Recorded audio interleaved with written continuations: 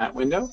And as far as sharing the screen goes, this looks like the best I can do too in terms of the share. Sorry about that, but we'll see what will happen. So let me know. So it sounds like people can hear me, perhaps, and that's good. So I'm going to start talking today about the mythology of modern day dieting, which I appreciate the invitation to come and chat. We've got a small group. If you want to ask questions, you can do so perhaps through the chat. I'm not sure, but I'm just gonna carry forward. So, in terms of stuff, I want to start by making some disclosures. Disclosure-wise, I have a lot of non-commercial interest disclosures, the vast majority of which comes with the non-commercial interest. So the Ontario Ministry of Health is the main funder of my program, my office. But I've given a lot of talks in all sorts of different places, and generally people pay me to come and give those talks, whether by way of honoraria or just the travel stuff. The only two commercial interests I have is I did write a book that's theoretically purchasable, and I'm the co-owner of my office here in Ottawa. And so I want to talk about the mythology of modern day dieting, and so there is a lot of mythology out there. And sometimes mythology can look very real. So as you can see from this image of the unicorn meat, it looks very real. I actually own this. This isn't my pantry, it's somebody else's pantry, but I have 3 little girls and I purchased this to freak them out a little bit, and I succeeded by suggesting there's magic in every bite. It's actually just an empty can. But there's a lot of that, I think, in weight management. There are a lot of empty cans that suggest reality to some of the issues around obesity and weight management and treatment. I'm going to touch on some of them today. We have only a short talk, so I think the first and foremost one is that willpower is an incredibly useful thing to have in regard to weight management, and that if a person had sufficient quantities of willpower, like these dogs, then they would never struggle long-term with weight management. Unfortunately, it's not particularly true. There's some question as to whether or not our willpower gets depleted over time, whether we actually have as much as we think we have, or whether it dissipates as the day goes by, or whether we share it particularly well, whereby in our crazy, hectic lives nowadays, is it reasonable to expect that we will be constantly vigilant in regard to food? And it's a message that's perpetuated certainly by the media as well and by the entertainment industries.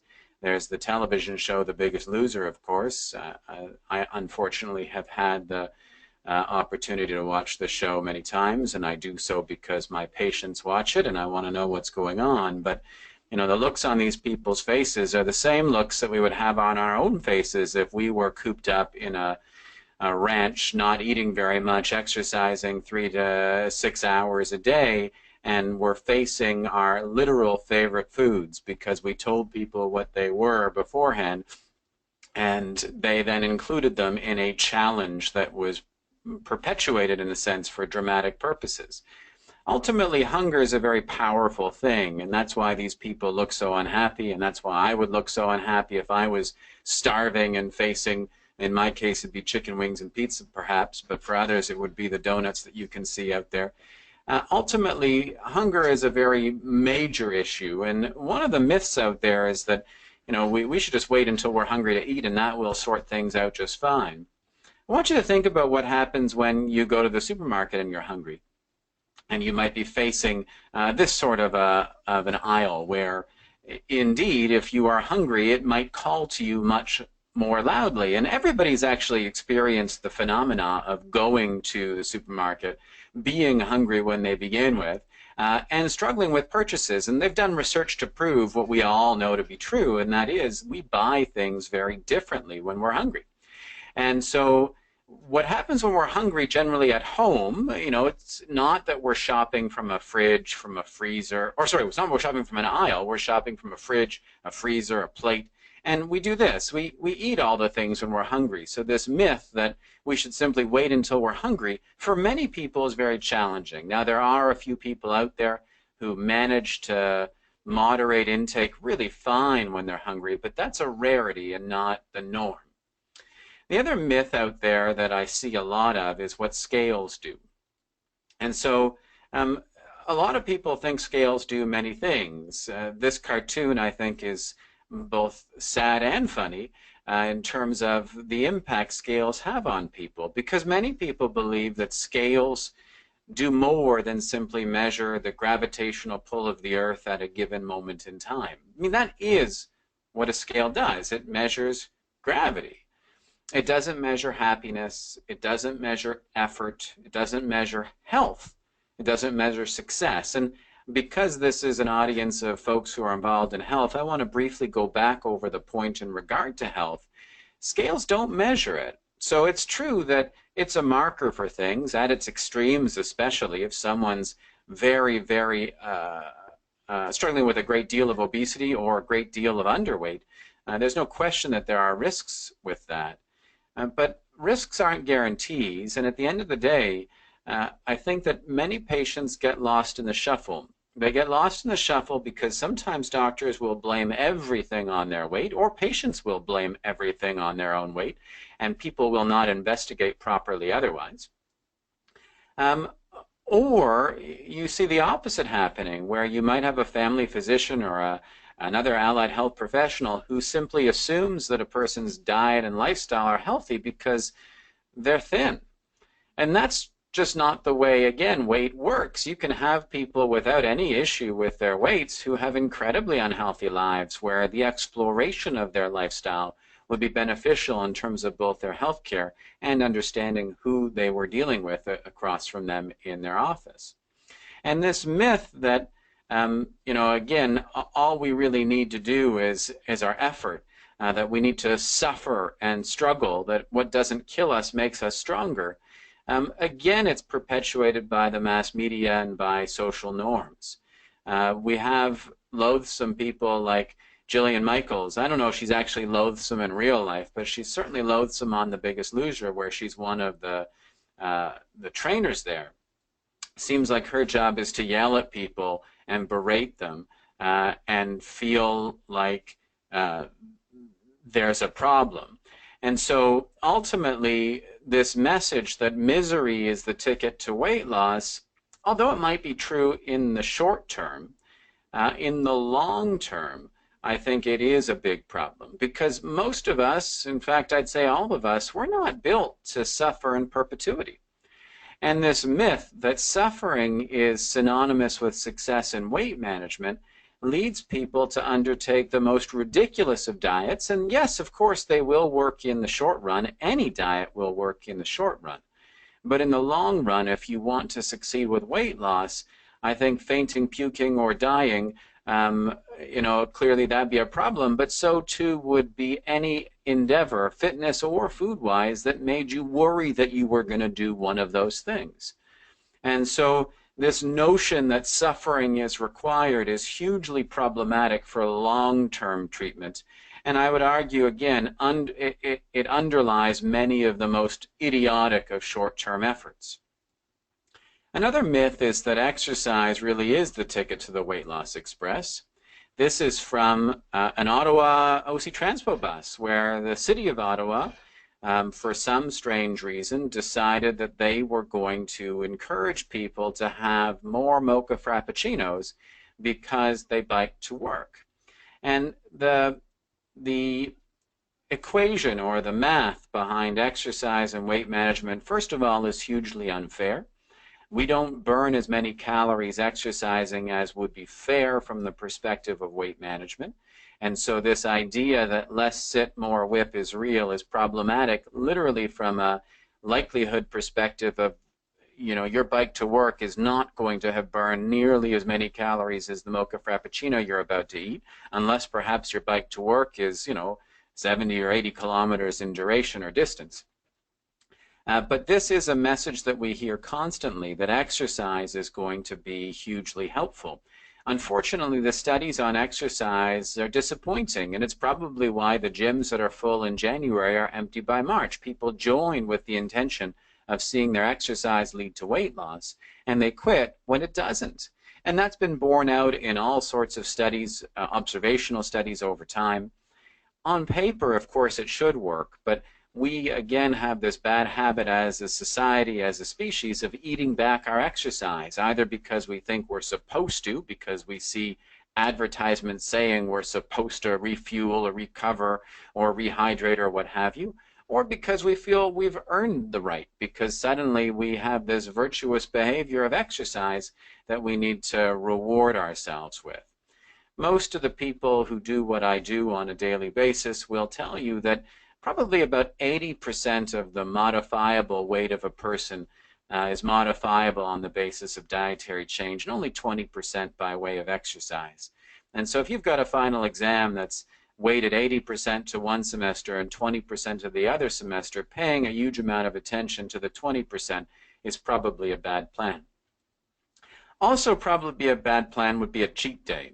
So cheat days are a real common thing. Even cheat meals can be really problematic, but it goes back to the discussion that we briefly had about suffering and misery. And so if you think about healthy living and diets, they are among the most important relationships of our lives. You know, the quality of our lives are determined by the way we live them to a large degree. And so these are incredibly important issues around understanding why it is that people struggle. And so we want to see people have healthy relationships with food, but even in our best relationships, our marriages, our work with our kids, sometimes we do struggle. If my marriage was such that I needed to cheat on my wife on a weekly basis, that would be a very problematic thing for my marriage. I mean, that is not the sign of a good relationship, needing to cheat on it on a regular basis. And I just want to give one very simple example in regard to cheating and why this is a big deal. Carrot cake, chocolate cake, and Billy Miner pies were all options at the Keg. The Keg is a steakhouse, and these were the three options that were available on their menu. And I bet you that plenty of people who were on cheat days might have looked at their meal at the Keg as a gimme. I mean, this is their write-off meal because they're on their cheat day and they went out special for this particular circumstance. And I bet you some of them, you know, they had thoughtful choices. They had their filet, plus they had their salad on the side. Maybe they only had one glass of wine and they weren't necessarily dipping too much into the bread basket. But they're going to have dessert because it's their cheat day, and they decide because it says carrot in it, they're going to order the carrot cake. And thanks to the magic of people who take pictures of their food, I found a picture of that carrot cake online, and this is what you would get if you were actually ordering a carrot cake at the Keg.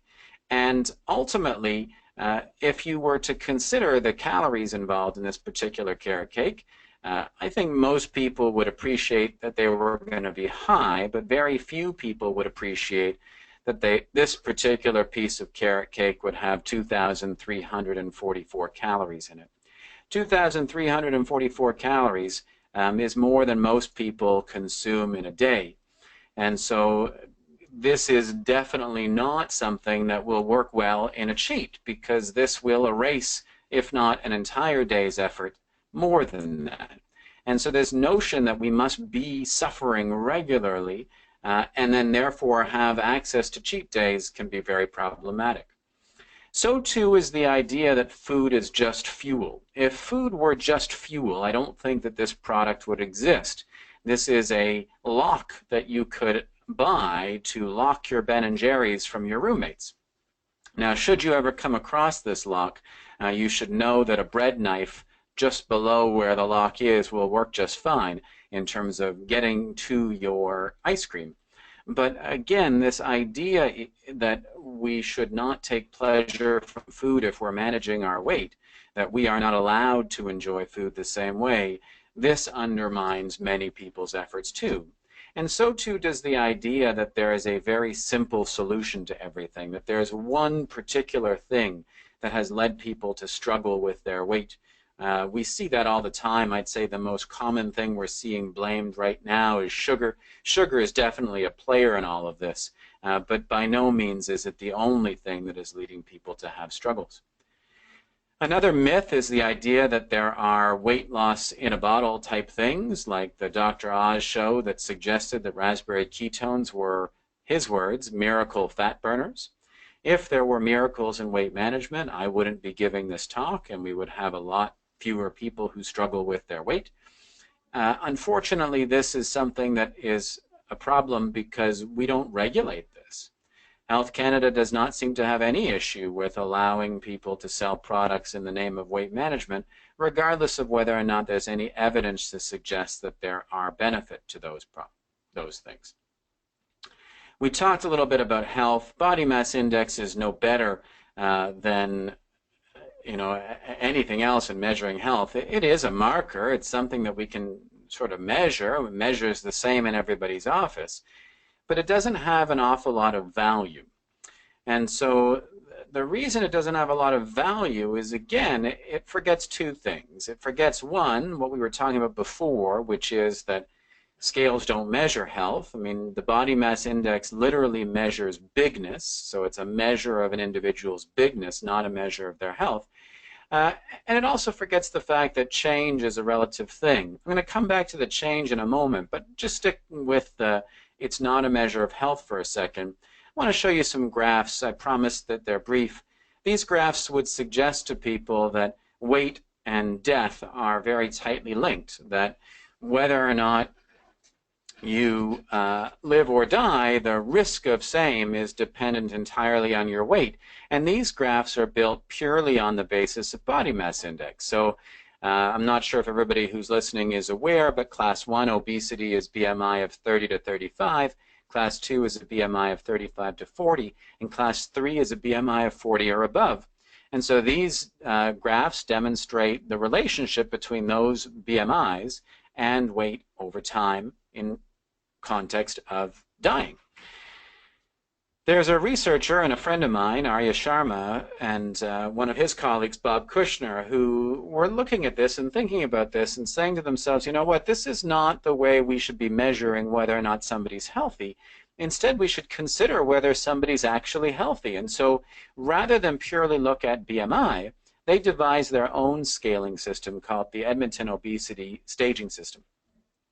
And the Edmonton Obesity, the EOS score, let's call it the EOS score, it looks at the individual in front of them. And so somebody who has an EOS score of 0, they have no medical problems, no metabolic problems, nothing other than their weight in terms of their health. EOS 1 are people who have early stages of issues, pre-diabetes, maybe borderline high blood pressure. EOS 1 it's been established already. Sorry, that's EOS 1. EOS 2 is that it's been established and there's some significant issues. EOS 3, there may be some end organ damage. And EOS 4 are people where we might even describe their weight as something that requires palliation, where treatment is not expected to make the weight get better, but it might allow them to improve their qualities of life. If we take the exact same data and look at whether or not considering the health of the person in front of you matters to survival, the answer is absolutely yes. So these are the exact same data looking at death in the context of EOS scores. And so you can see people with obesity who don't have medical issues, so those people with EOS scores of 0, and then people with minor issues would be EOS scores of 1. They actually don't really have any increased risk of dying, but the people who are actually sick, well, they do, and that's not particularly surprising. And so this brings me to sort of a brief slide on goal setting and what goals people should set for themselves or for their patients. And so in terms of goal setting, I run. And this is a printout from a few years ago. I think it's actually gotten more difficult, but if I were to want to qualify for the Boston Marathon, I would need to run a marathon in 3 hours and 25 minutes because I'm now 45 years old. Now, I am, by definition, an intensely slow and uncoordinated man. That's just the way I was born. It's unfortunate, but it is what it is. I've done the best I can with what I've got. I do run, and I run regularly. I have run half marathons. I've never run full. But I suspect that at my current training and pace, if I wanted to run a full marathon, I'd probably take about 4.5 hours to do one. That's a far cry away from 3:25. But let's say that I got it in my head that my goal as a runner was to qualify for Boston, that was all that mattered. And let's say for a year I dedicated my life to that goal, that I ran constantly, I was quite unhappy and miserable, I spent huge amounts of money on physiotherapy, and my wife left me because I was no longer able to help out with the kids on weekends because I was too busy either nursing my injuries or going on my long runs. And that I finally went out and I ran the Boston Marathon training course. So that's, let's say, the Toronto Marathon, which is a quick marathon course. And let's say, for the sake of this brief discussion, that I actually qualified, that after a year of misery, I did manage to somehow come in at 3 hours and 24 minutes and 59 seconds, and I qualified for Boston. Now, the way it works is if you qualify for Boston, you don't get to run Boston until the following year. And so when the following year came around, I guarantee you that when I run Boston, there's no way I'm running it in 3:24:59. You know, I won't be able to keep up that misery-inducing level of training. Now, I might convince myself that the reason I struggled was because it was a hot day in Boston. Maybe I didn't sleep because of my nerves. I was anxious. But whatever it was, there's no way that I was going to go ahead and run in that time frame. Now, time goes by, and I'm again under the impression that the only purpose of running is running Boston. And I think about qualifying because you have to re-qualify. You don't get just to keep running. And I realized that my time is now closing back in on that 4.5 hours, and that the only way I could ever possibly get to Boston is to have another year of misery. Well, the great likelihood is I'll quit running at that point because I'm not going to be that miserable again. And similarly, if I have that exact same scenario, but that first year I never bothered qualify, I'm also quitting. I think you might see where this is going. When I'm in my office and I'm working with patients, when I meet them, the vast majority of them believe that success for them is qualifying for the Boston Marathon of weight loss. It's losing every last ounce that they might have. It's really doing a remarkable and rare thing, which is that qualifying time. On the other hand, if, like me, with my running, the goal is to do my best and to have fun doing it and to be realistic about the fact that I may have some limitations, that can be empowering for people. It's certainly empowering for me as a runner because I can keep running and not worry about the fact that I will never run Boston. And so what we talk about in our office is something that we call best weight. Best weight's a term that I coined a long time ago, and it's very easy to describe. It's not something you can do research with. Best weight refers to whatever weight you reach when you're living the healthiest life that you can honestly enjoy. You know, that is a much more realistic and palatable approach to things. The fact of the matter is, for everybody, if you can't happily eat less, you won't eat less. And similarly, if you can't happily exercise more, you won't exercise more. But yet those are the only two levers in weight management. And, you know, without getting into too great detail, I'll also tell you that weight loss is unkind in the sense that the body changes when we lose weight. We actually burn fewer calories than would be expected. It's a phenomenon called metabolic adaptation. But it's why many people, even when they're living, you know, incredibly healthy lives on paper, aren't able to get to that weight that they think that they're supposed to be at if they're grading themselves on the basis of doing their best. Well, then that's okay, but if not, they may give up again because they didn't qualify for Boston. And I think grades are a great analogy as well. The best grade is undeniably an A+ in school, but if a student wants to get their best grade, well, they need to go to class, do their homework, and study. There's a limit, of course, to how much of that they can actually do. People don't go to class, do their homework, and study for every waking moment of their days, despite theoretically on paper being able to do so. That's not a realistic ask. But their best grade might not be an A+. Not everybody's built to get an A+, and that's just fine. And so going back to weight management, if you're trying to get an A+ in weight management, usually that means adopting a life that is merely tolerable. The problem is that lifestyles that are merely tolerable aren't good enough. I mean, you've got to do this forever. Weight is a chronic condition. If you stop your treatment, and if your treatment is lifestyle change, and you stop your lifestyle change because you can't stand it anymore because it's so misery-inducing, well, then whatever benefits you got from those lifestyle changes that were miserable will disappear as you revert back to the life that was not miserable, which you had before you started. Ultimately, I believe that for the vast majority of people, with very few exceptions, weight that gets lost through suffering tends to come back.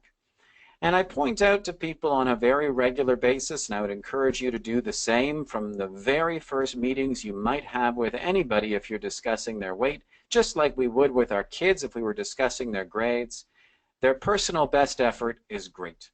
I've got 3 little girls. They don't always get amazing grades, but they all try hard, and that is what matters. That's life, and that's everything in life. We are very good at accepting our personal bests at most of the areas of our lives as being the best we can do, but unfortunately the world, through the mythology of weight management, teaches people that our best effort is not good enough unless we get to some magical number on a scale. And that's just not the way things work. Unfortunately, reality is not reality television. You know, I work in my office, so we have 2 programs that are funded by the Ministry of Health. One is for the pre- and post-surgical care of bariatric surgery patients. The other one, which is the one that's really quite humbling and eye-opening, is for parents of children who struggle with their weight. And so because this is a program that is entirely funded by the ministry, there's no barrier to entry from a cost perspective for people coming to see me, and because of that I get to see a wide variety of individuals here. I'd say for a very large percentage of people, reality for them is one where healthy living efforts can be thought of as luxurious. You know, these are people dealing with incredibly difficult life issues, whether it's the health of their children, whether it's mental health or physical health, whether it's incredible socioeconomic strain, personal medical problems, personal, life issues. The world is a tough, tough place. And the reality is that many people have priorities that are definitely and realistically more important to them than worrying all the time about what they're eating and what they're doing when they're not eating. Our job as healthcare providers is to find people small things that they can change, to troubleshoot with them, to solve barriers with them, to help them, to encourage them, and to help dust them off when they fall down. But we can never lose sight of the fact that for many people, the reality of life is such that it would be a luxury to care about this stuff a great deal. Doesn't mean they can't. I don't want anybody to mishear me, and because I've got no interaction from an audio perspective, I just want to make sure I really make it clear. I'm not suggesting that people who struggle can't help themselves or don't help themselves. Many do. I'm just suggesting that we need to sometimes check our own privilege when we're considering the recommendations we're making for the people in front of us. And to that end, too, I always encourage people to not make any lifestyle recommendations that they haven't themselves lived with for at least 3 or 4 months straight, just to determine the doability and the realism of those efforts for themselves, let alone for somebody who might have other major issues. Ultimately, if you don't like the life you're living, you're not going to keep living that way. That is true for all of us. That is not a statement about people's willpower or intentions or effort or caring. This is just the way we are built as a species. And I do thank you for your time and attention. There are a few minutes for questions, but the questions would have to be on the chat panel over there. There's one question there that says, can you clarify what you mean by health indicators? I think we're talking about EOS score in regard to that question. It would be things like high blood pressure, type 2 diabetes, sleep apnea. So these would be weight-relatable medical problems or weight-responsive medical problems. It might also be issues around mobility or social issues that a patient perceives as being a problem as a consequence of their weight. And so those would be what would allow us to score somebody on the EOS scoring system differently.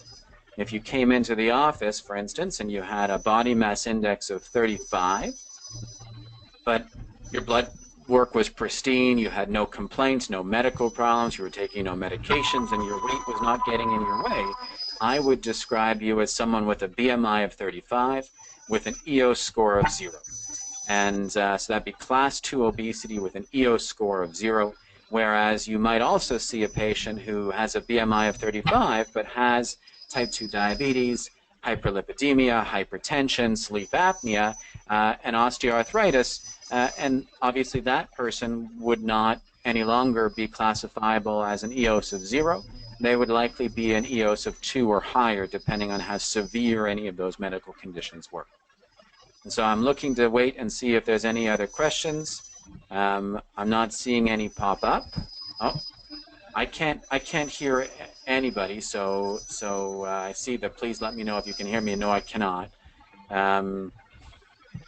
So I'm guessing that that's all. I'll wait a few more seconds and there'll be some uncomfortable silence, and we'll see if there's any questions. I can see there are still a few attendees here, so that's good. So if any of those folks have a question, then please send away. I see a note from our organizer that I'm going to get a question from her, and I hope you guys are all having a good day so far. I'd sing, but I have an absolutely terrible singing voice, so I will spare you that. Still waiting on that question. I'm guessing it's being typed. Anybody else with any questions, just type them into the chat box, and I can try to answer them.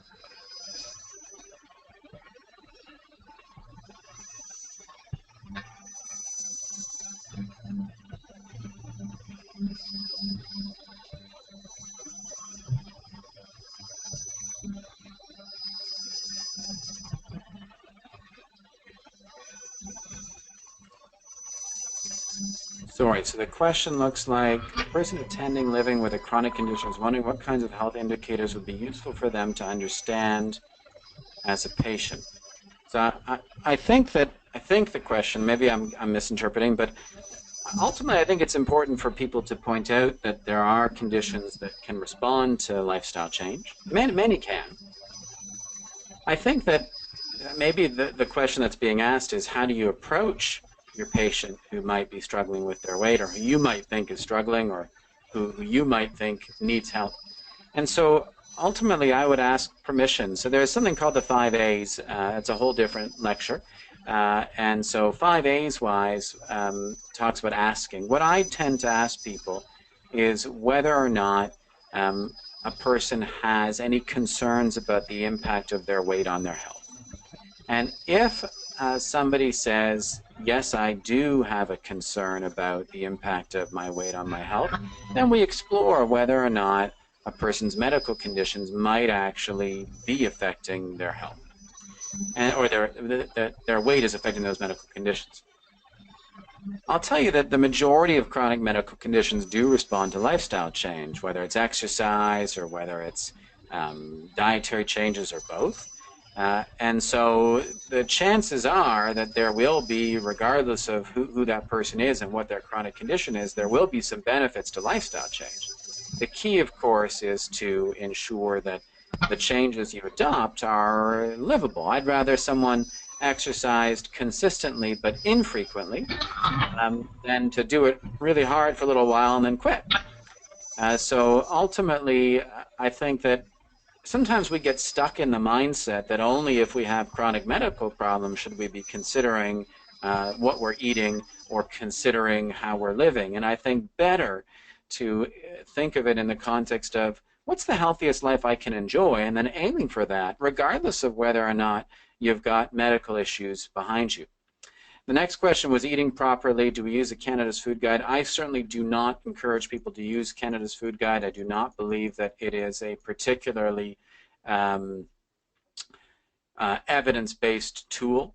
And so in terms of Canada's Food Guide, it's not really designed for health. Rather than worrying about food guides, honestly, the easiest thing people can do is trying to minimize restaurants and trying to minimize the use of ultra-processed foods. So that's the boxes and the jars and the packages and virtually everything. the easiest thing anybody can do to improve their diet, to reduce their sodium consumption, to reduce their sugar consumption is cooking more. And that doesn't mean overnight trying to cook every single thing and never eating anything from a box or from a restaurant. But what it does mean is trying to find one small thing to change, maybe one meal a week, and starting there and building. Just like training for the Boston Marathon, regardless of what time you're going to get, you don't start off with running, your 32-kilometer long run on the weekend. You start off potentially even just doing a couch to 5K. And so from a food perspective, the easiest and most important thing to focus on is cooking more. I think we've got meeting me. So there's a question, is it covered by OHIP? So yes, so coming to chat in my office, you can definitely meet with me covered by OHIP. As far as OHIP goes, the OHIP doesn't pay for dietitians and on-site fitness facilities. So if you're coming as an adult and not as part of the family program, there are extra fees for those services. But seeing me, there's no cost whatsoever. And if you're a parent of a child between the ages of 5 and 12, where you're worried about that child's weight because they appear to you or to your family doctor or pediatrician as being too high, you might have coverage through for the entirety of our program through the Ministry of Health. There's a question about a ketogenic diet. I think the most important thing about a ketogenic diet is whether or not you can actually live with it long term. So a ketogenic diet, for those who aren't listening, is a very low carb diet that often involves some element of fasting as well. I'm not scared of them. I don't think that they're dangerous, but ultimately I think the biggest issue with the ketogenic diets for patients is sticking with them. And again, even if it provided tremendous benefits, unless you're able to live with that particular diet forever, it's not likely going to be in your best interest to pursue it. So it might mean instead focusing on a lower carb diet rather than a low carb diet. It means living imperfectly, I guess is what I'm getting at. Because if the option is going on a ketonic diet for a month or two and then being so miserable you quit, versus markedly improving, but definitely not to any perfect degree, your diet, I'd pick the marked improvements that you can sustain rather than the ketogenic diet that you cannot. So I think we've got about 2 or 3 minutes left, and if there's one more question, I can probably take it. And I know I've got patients starting again at 1.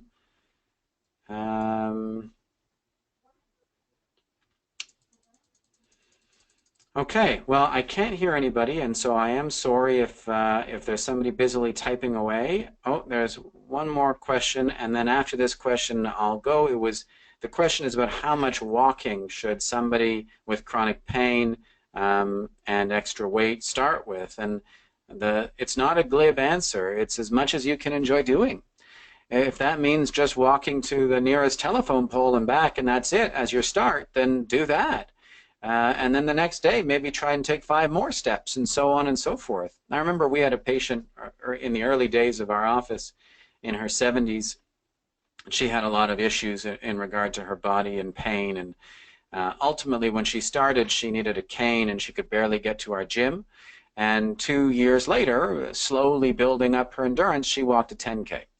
And this doesn't mean everybody's going to do that, and it doesn't even mean everybody wants to do that, but ultimately it's about starting with what you can do and then building from that. And so with that, I'm going to X out of the webinar. I do appreciate everybody's attention. I'm sorry that I was not more interactive given the circumstances. I think we did pretty good. I hope you all have a lovely day. Thanks very much. Hi, I hope everyone can hear me now. Possibly. So I just wanted to see if there are any other questions.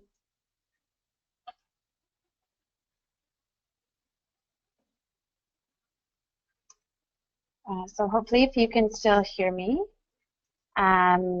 We are just going to also send out a poll, or sorry, a brief survey. So if you can just take a few minutes to complete that, that would be greatly appreciated. And if you do want any additional information on other resources that we have, please feel free to touch base with us. And thank you for attending.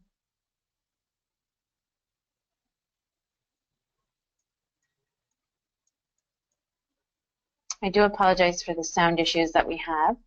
The session was recorded, so we can certainly share that with you as well. So I do apologize for that.